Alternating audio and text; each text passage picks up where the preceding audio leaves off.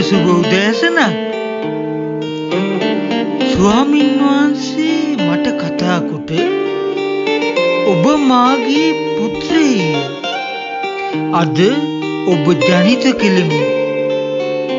ගීතාවලිය දෙවැනි පරිච්ඡේදයේ 7 වෙනි වගන්තිය.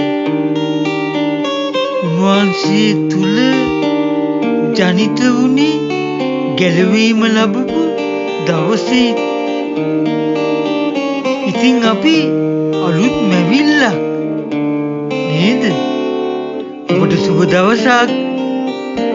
යේසු පීඨයි.